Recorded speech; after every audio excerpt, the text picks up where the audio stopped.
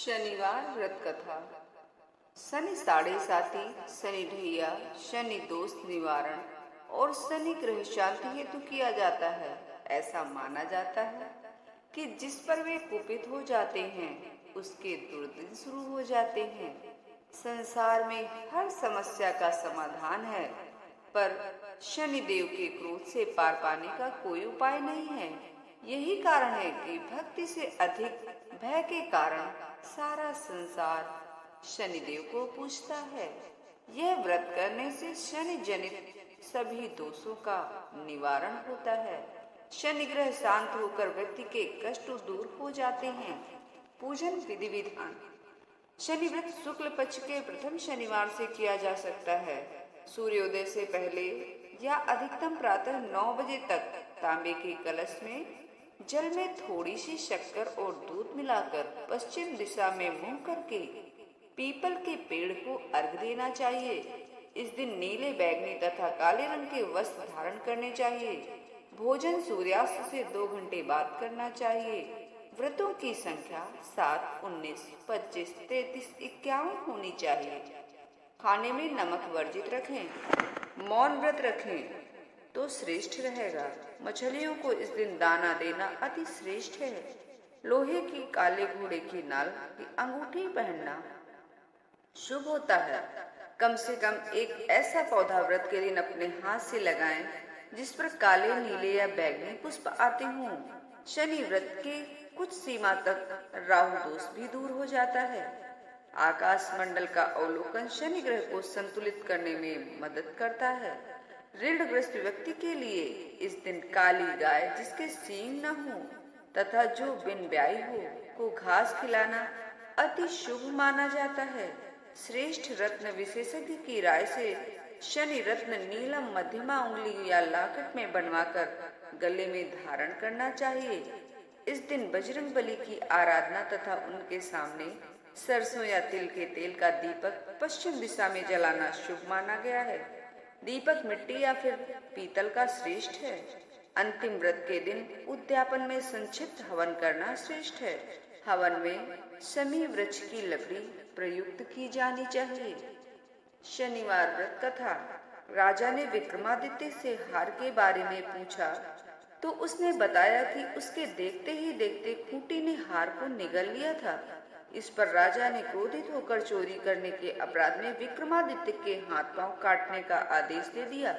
राजा विक्रमादित्य के हाथ पांव काटकर उसे नगर की सड़क पर छोड़ दिया गया। कुछ दिन बाद एक तेली उसे उठाकर अपने घर ले गया और उसे अपने कोल्हू पर बैठा दिया।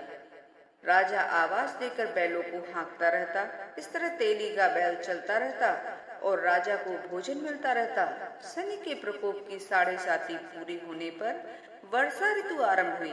राजा विक्रमादित्य एक रात मेघमल्हार गा रहा था। तभी नगर की राजा की लड़की राजकुमारी मोहिनी रथ पर सवार होकर उस तेली के घर के पास से गुजरी। उसने मेघमल्हार सुना तो उसे बहुत अच्छा लगा और दासी को भेजकर गाने वाले को बुला लाने को कहा। दासी ने लौटकर राजकुमारी को अपंग राजा के बारे में सब कुछ बता दिया।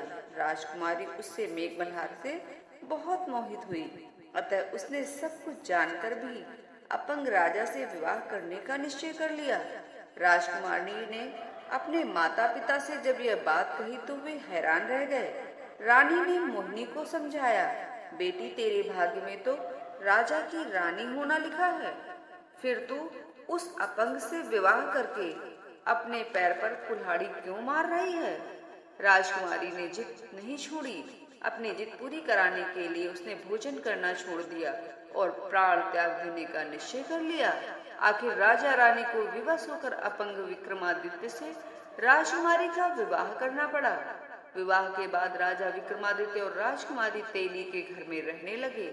उसी रात स्वप्न में शनिदेव ने राजा से कहा, राजा, तुमने मेरा प्रकोप देख लिया, मैंने तुम्हें अपने अपमान का दंड दे दिया है।